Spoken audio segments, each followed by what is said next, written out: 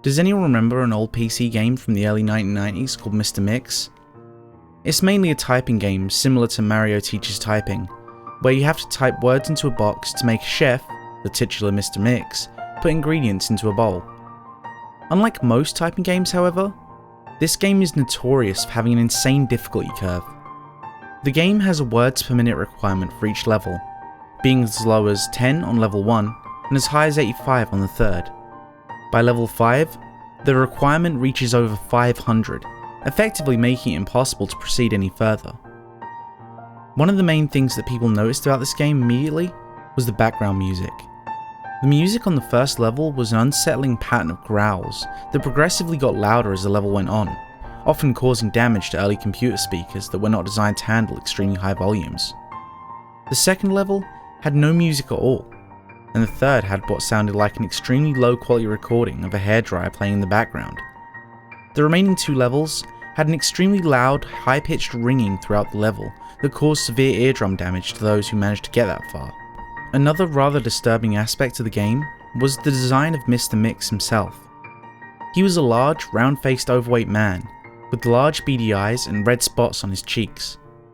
Most children who played the game reported having vivid nightmares of Mr. Mix speaking to them in a quiet, raspy voice, and threatening them to keep quiet about something. However, none of them could remember exactly what that was.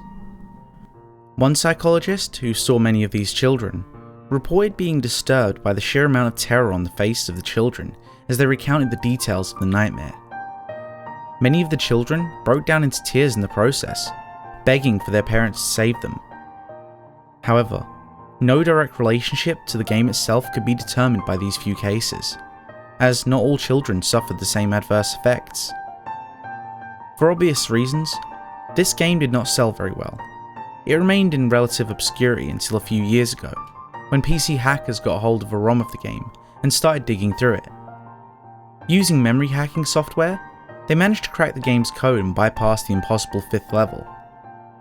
What they found, however, was extremely disturbing and caused many of them to quit the expedition altogether. According to the reports these hackers left behind, the game behaves very strangely if the 5th level is bypassed. The game crashes violently and closes, writing a bunch of files to the user's System32 directory, to the point that the RAM was almost completely filled.